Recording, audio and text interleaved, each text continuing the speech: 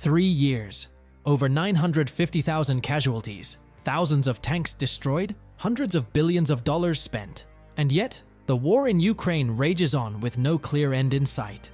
You'd think that after all of this, Russia would have figured it out. You'd think the world's second largest military would have adapted, reformed, and found a way to win decisively. But here's the shocking truth. Russia keeps making the same mistakes, over and over again. In this video, we'll break down the lessons Russia still refuses to learn, and why that matters for the entire world. Stick around, because what's happening on those front lines is unlike anything we've seen in modern warfare. Chapter 1. The Plan That Never Was. When Russian forces crossed into Ukraine in February 2022, the plan was supposed to be simple. A fast, decisive strike, capture Kyiv in days, decapitate the government, force a surrender. It didn't happen. And the reason it didn't happen tells you everything about Russia's first and most persistent failure: the complete collapse of its command structure before the war even started.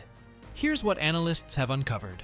Putin kept the invasion plan secret from almost everyone, including most of his own senior military commanders. They didn't learn of the invasion until hours, or in some cases days, before it began.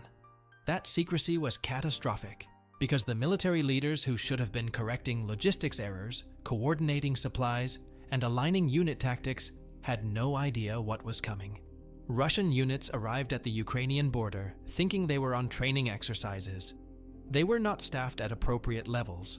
They were not carrying enough fuel or ammunition for a sustained campaign. The result was predictable in hindsight.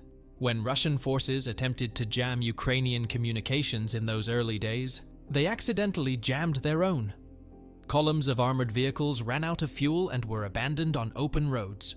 Officers died at staggering rates because the command structure required them to be dangerously close to the front. And within weeks, what was supposed to be a 3-day operation had collapsed into a humiliating retreat from the Kyiv region. 3 years later, the dysfunction that started at the top has never been fully fixed. Chapter 2. The Graveyard of Armor. Russia went into Ukraine with one of the most formidable tank fleets on the planet. What happened next stunned military experts worldwide. Since January 2024 alone, Russia has lost over 1,865 tanks and more than 3,000 infantry fighting vehicles. Equipment losses have consistently run at a ratio of anywhere between 2-to-1 and 5-to-1 in Ukraine's favor. Let that sink in. This wasn't just bad luck.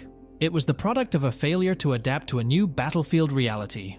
Modern anti-tank weapons like the Javelin and NLAW, combined with cheap first-person view drones operated by Ukrainian troops, turned Russian armored columns into shooting galleries. The lesson was written in fire and wreckage within the first weeks of the war. And yet, Russia kept sending armor forward in the same way. The same vulnerable formations, the same predictable routes, the same results.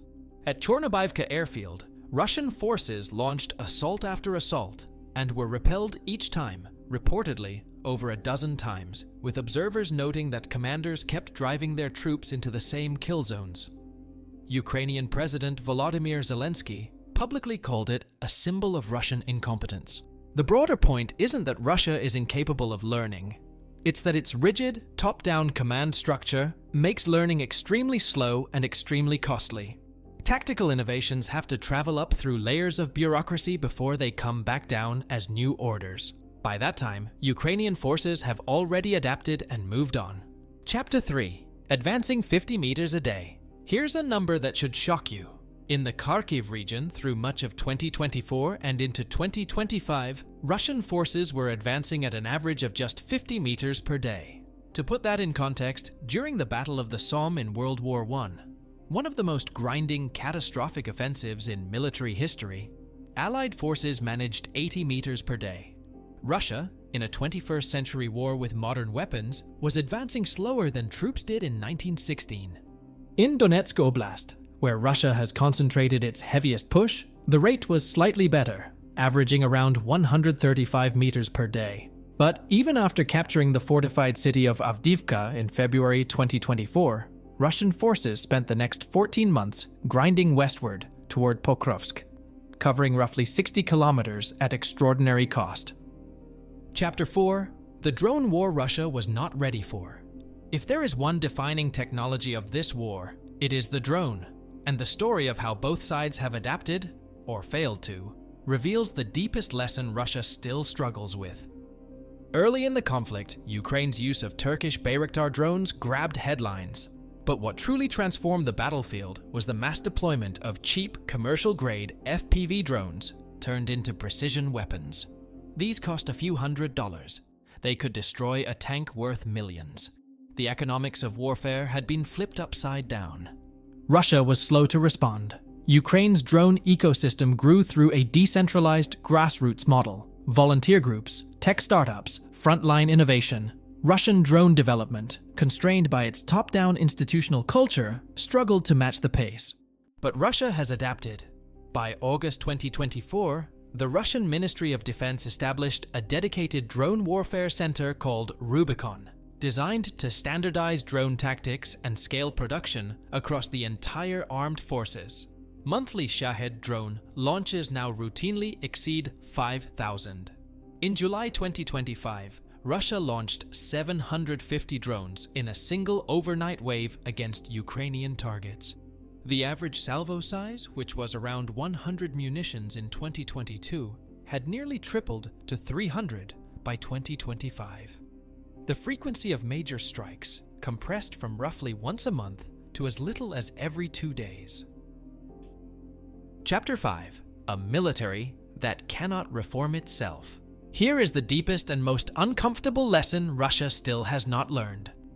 The problems are not just tactical, they are structural. Russia's military has undergone multiple reform efforts under Putin.